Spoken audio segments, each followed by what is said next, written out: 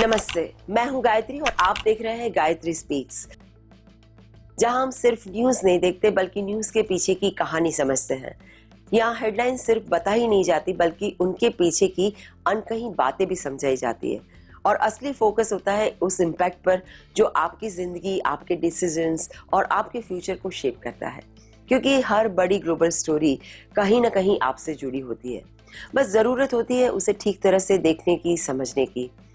आज हम बात करेंगे एक ऐसी स्टोरी की जो मिडिल ईस्ट में 6th वीक में एंटर कर चुकी है और वॉर की लेटेस्ट अपडेट्स लेकर आई है। और ये अपडेट्स किसी थ्रिलर से कम नहीं है।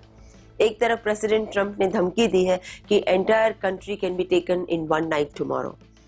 दूसरी तरफ ईरान ने साफ कर दिया है कि स्ट्रेट ऑफ हॉर्मुज तब तक नहीं खुलेगा जब तक वॉर डैमेज का कॉम्पनसेशन नहीं मिलेगा। बीच में सऊदी अरब के एयर डिफेंस ने 7 बैलिस्टिक मिसाइल्स इंटरसेप्ट किए। एक यूएस एयरमैन को रेस्क्यू किया गया और ईरान ने वार्निंग दी है कि वो इजराइल और अलाइड अरब स्टेट्स की इंफ्रास्ट्रक्चर पर अटैक्स बढ़ा सकता है। लेकिन आज मैं आपको सिर्फ ये हेडलाइन नहीं सुनाऊंगी, मैं आपको समझाऊंगी कि इन सब के पीछे क्या चल रहा है, क्या पॉसिबिलिटीज है और सबसे इम्पोर्टेंट, इस वॉर का आगे क्या ट्रेजेक्टरी हो सकता है। क्योंकि ये वॉर अब 6th वीक में है और व्हाइट हाउस ने अर्ली वॉर में जो 4 और 6 वीक का टाइमलाइन दिया था वो ऑलमोस्ट कंप्लीट होने को है, लेकिन वॉर खत्म होने का नाम नहीं ले रही है। तो चलिए बिना टाइम वेस्ट किए आज की स्टोरी के डिफरेंट एंगल्स को डिटेल में समझते हैं। स्टोरी आती है मिडिल ईस्ट के ग्रोइंग टेंशन पर, जहां वॉर अब अपने 6th वीक में एंटर कर चुकी है और यूएस प्रेसिडेंट डोनाल्ड ट्रंप ने एक ऐसा स्टेटमेंट दिया है जिसने पूरी दुनिया का ध्यान खींच लिया है। उन्होंने कहा कि the entire country can be taken in one night tomorrow. ये स्टेटमेंट आया है उनके डेडलाइन से पहले, जो उन्होंने स्ट्रेट ऑफ हॉर्मुज रीओपन करने के लिए दी थी। अब ये deadline Tuesday 8 PM eastern time तक एक्सटेंडेड है। ट्रंप ने सोशल मीडिया पर एक पोस्ट में वार्निंग दी है कि अगर तेहरान ने स्ट्रेट नहीं खोला तो वो ईरानियन पावर प्लांट्स और की इंफ्रास्ट्रक्चर को बम करेंगे। लेकिन यहाँ ट्विस्ट ये है कि ईरान भी चुप नहीं बैठा। ईरानियन ऑफिशियल्स ने साफ कर दिया है कि स्ट्रेट तब तक क्लोज रहेगा जब तक कंट्री को वॉर डैमेज का कंपनसेशन नहीं मिलता। ये एक क्लासिक डेडलॉक है, दोनों साइड्स अपनी अपनी शर्तों पर अड़े हैं और टाइम खत्म हो रहा है। ईरान ने अपने एथलीट्स और लोगों से कहा है कि पावर इंफ्रा के आसपास ह्यूमन चेन बनाए। अगर ऐसा होता है तो क्या यूएस अटैक कर पाएगा? ईरान की प्रेशर टैक्टिक से सबका सर घूम गया है।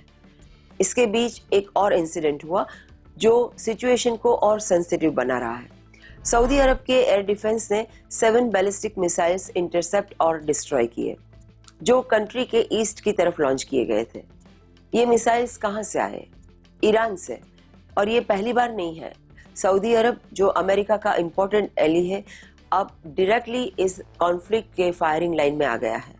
और सिर्फ सऊदी अरब ही नहीं, ईरान ने वार्निंग दी है कि वो इजराइल और अलाइड अरब स्टेट्स की इंफ्रास्ट्रक्चर्स पर अटैक स्टेप अप कर सकता है। मतलब अब ये वॉर सिर्फ ईरान, यूएस और इजराइल के बीच नहीं है, ये पूरे रीजन में स्प्रेड हो चुकी है। मिसाइल और ड्रोन स्ट्राइक्स ऑलरेडी रिपोर्टेड हो चुके हैं पार्ट्स ऑफ द रीजन में। इसके बीच एक रेस्क्यू मिशन की भी खबर आई जो किसी फिल्म सीन से कम नहीं है।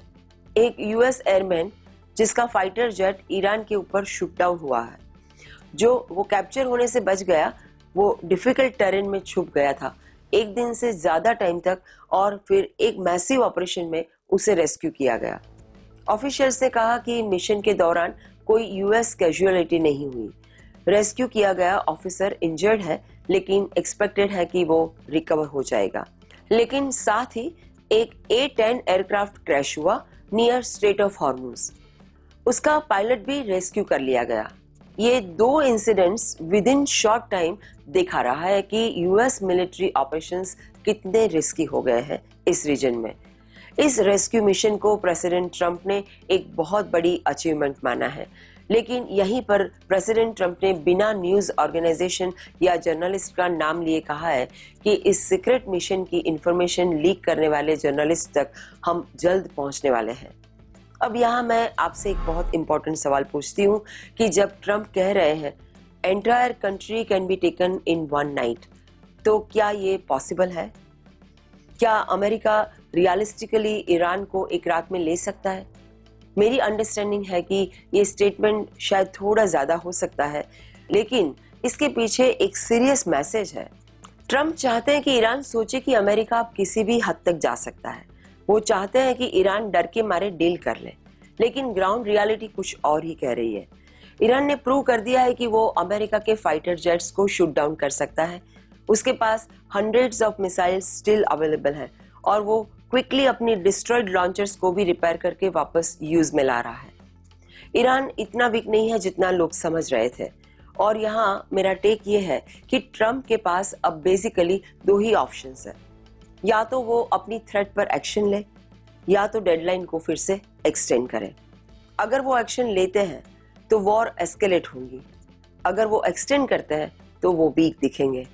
और एक्शन की बात करें तो ट्रंप ने स्पेसिफिकली मेंशन किया है power plant day and bridge day in Iran.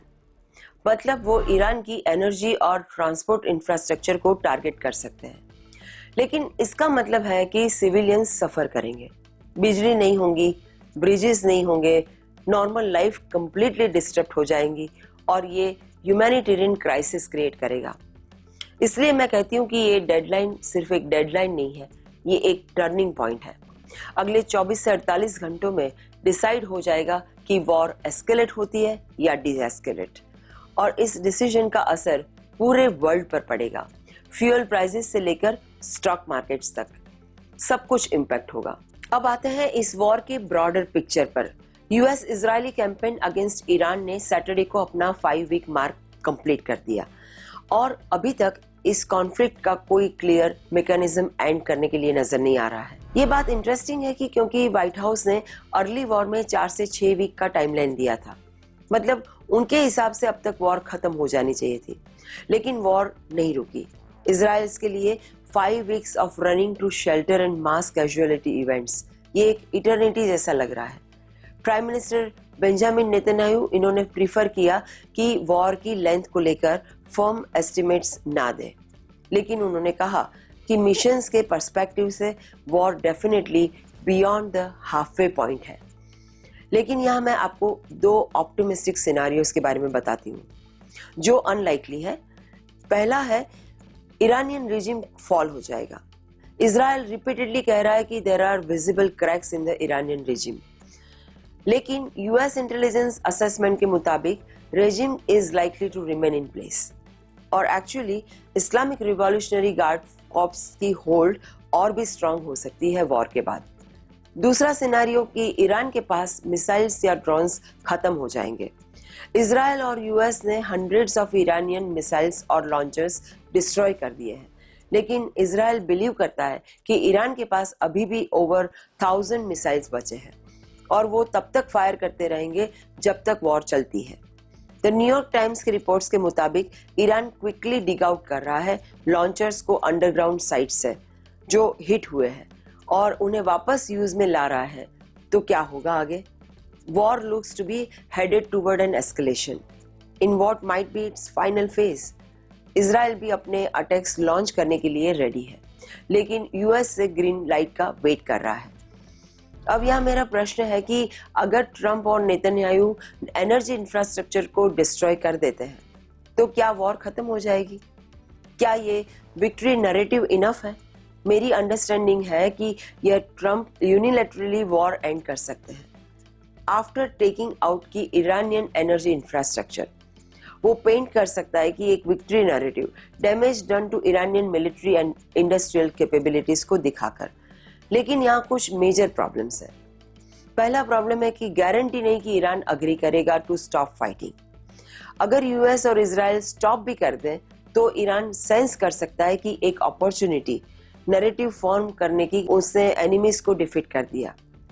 वो कंटिन्यू कर सकता है इजराइल और अरब स्टेट्स को टारगेट करना और ट्रंप के विक्ट्री क्लेम्स को अंडरमाइन करना। दूसरा problem straight of Hormuz. It's hard to imagine Trump allowing war to end with effective control over Strait of Hormuz remaining in Iranian hands. पहले US guaranteed था safe passage का, अब Iran arbitrate बन जाएगा कि कौन ट्रांजिट कर सकता है और ईरान अनडाउटेडली यूज करेगा इस एडवांटेज को, फीस चार्ज करेगा और दूसरे कंट्रीज पर प्रेशर डालेगा। ट्रम्प के पास thousands of ground troops ready है एक ऑपरेशन के लिए जो स्ट्रेट पर कंट्रोल हासिल करे। वो आइलैंड ग्रैब कर सकते हैं पैसेज वे में, या parts of Iranian coastline seize कर सकते हैं, या खार्ग आइलैंड पर लैंड कर सकते हैं जो क्रूशियल एक्सपोर्ट साइट है, उसे बार्गेनिंग चिप की तरह। लेकिन ग्राउंड ट्रूप्स या यूज वॉर को एक एस्केलेट कर सकता है। ईरान अपनी पूरी फायर पावर थ्रो करेगा। अगर सिग्निफिकेंट कैजुअलिटीज हुए तो ट्रम्प और पनिश करेगा ईरान को। और तीसरा प्रॉब्लम, ईरान का highly enriched uranium 440 kilogram. US के पास प्लान्स है ग्राउंड ट्रूप्स यूज करने का यूरेनियम एक्सट्रैक्ट करने के लिए। ये सब कुछ मिलाकर एक पिक्चर बनता है कि वॉर खत्म करना इतना आसान नहीं जितना दिखता है। At least for the coming weeks war looks to be headed for further escalation that would hurt Iran more than Israel and the US. लेकिन ये किसी भी तरह से easy way out नहीं है। और यहाँ मेरा टेक ये है कि हाँ, जो हम देख रहे हैं वो वॉर का एक नया मॉडल है। आज की वॉर्स जीती नहीं जाती, घसीटी जा सकती है, सिर्फ ईगो और किसी की नाक किसी से बड़ी है वो चक्कर में। और जब वॉर्स मैनेज होती है तो उनका कॉस्ट कंटिन्यूसली चलता रहता है। और इस वॉर का कॉस्ट सिर्फ मिलिट्री कैजुअलिटीज नहीं है, ग्लोबल इकोनॉमी है, एनर्जी सिक्योरिटी है और आम आदमी की पॉकेट है। इसलिए मैं कहती हूँ कि अगले कुछ दिन बहुत क्रिटिकल है। ट्रम्प की डेडलाइन, ईरान का रिस्पॉन्स, सऊदी अरब की इन्वॉल्वमेंट और यूरेनियम का इश्यू, ये सब मिलाकर डिसाइड करेंगे कि ये वॉर खत्म होती है या और बढ़ती है। और हम सब, चाहे इंडिया में रह रहे हो, अमेरिका में हो, यूरोप में हो, इस डिसीजन के रिजल्ट को फेस करेंगे।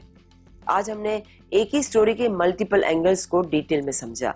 इसीलिए जरूरी है कि हम सिर्फ हेडलाइंस न देखें बल्कि उसे समझें, क्योंकि ये जंग चाहे कहीं भी हो रही हो, असर हम सब पे होने वाला है। अगर आपको ये ब्रेकडाउन इंसाइटफुल लगा तो इसे शेयर कीजिए, लाइक कीजिए और चैनल को सब्सक्राइब करना मत भूलिए, ताकि और लोग भी हेडलाइंस को भी समझे, न्यूज को भी समझे। मैं हूं गायत्री, आप देख रहे हैं गायत्री स्पीक्स। मिलते हैं अगले एपिसोड में, तब तक के लिए अपना ख्याल रखिए।